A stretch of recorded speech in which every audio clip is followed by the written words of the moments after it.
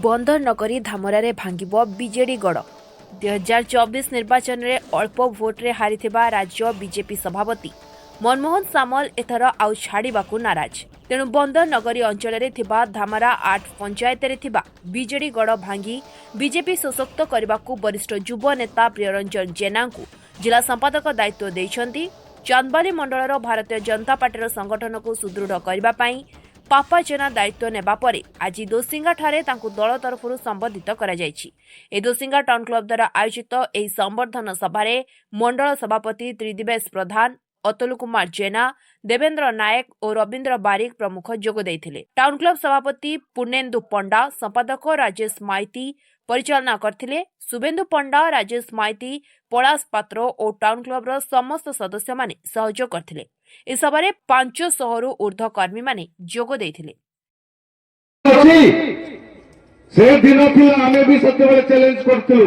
आज भी भारतीय जनता पार्टी तरफ रो गुटे सैनिक हिसाब रे मोटी गर्व करी आह्वान करी दम अछि तो आसंता वर्षे पर सही पंचायत निर्वाचन आसंतु देखे दिंतु प्रकृत कर्मी किए क्या कह जाए जी न्याय अन्याय भितर गति कर बहुत सारा ओडिशार जनमानसर लोक जानी जाइछंती 24 वर्षर सरकार कौन सब बदमाशी करी केते लुटिचंती कौन करिसंती जो जनता माने तांको मानस पटरो हटेई आज भारतीय जनता पार्टी को आज ओडिशा रे सरकार एइटा कोन तांको बुझा पडुनी आउरी बहुत पट मारचंती दल खंड विखंड होई गलानी।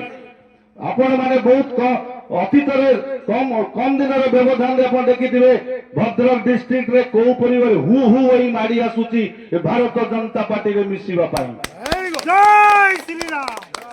तथापि आमर राज्य सभापति केबे गर्व करूना से कहते आम द्वार खोला आमे का बाध्य करिबो नहीं। ये भारतीय जनता पार्टी कर्म उपरे विश्वास करे, सत्यता उपरे विश्वास करे, सच्चाई उपरे विश्वास करे। आमे मारी नहीं खाइलो लोक नुह सभा एटा हो जोटे परिवर्तन स्वर ए समर्धना एटा गोटे समर्धना सभा आमे जति कहिबा ताठू एटा को बड़ भाबिबा गोटे परिवर्तन स्वर। आज परिवर्तन स्वरर एटा गोटे मूलदुआ एठी पड़िला। निश्चित भाव में दुसिंगा माटी ही परिवर्तन स्वर आगु आगु बढ़िबो। दुसिंगा टाउन क्लब विषय में एति कहबी जे दुसिंगा टाउन क्लब समस्तंक पाखरे सबु समय रे लोकंकर दैनंदिन जीवन सहित ये टाउन क्लबर समस्त सदस्य जोड़ी हुंतु। समस्त सदस्य ए क्लबर लोकंकर दैनंदिन जीवन ठू आरंभ करी जीवनर शेष पर्यंत लोक मान सहित रुहंतु। लोक मानकर सुविधा असुविधा रे कांध को कांध मिलांतु। लोक मानकर समस्त असुविधा सुविधा को निजर असुविधा सुविधा बोली भाभी लोक मान पाखरे तल स्तर ऊपर स्तर पर्यंत पहुंचंतु। मु एतिकी प्रार्थना करी भगवान पाखरे जे ए क्लब जेमिति एकता होई रहिचंती सेही भली एकता होई सबले रहंतु। आ लोक मानकर सबु काम सुख दुख लोक मानकर आरंभ करी शेष पर्यंत सबु बेले लोक मान पाखरे पहुंचंतु। लोक मानकर सबु काम रे आसंतु।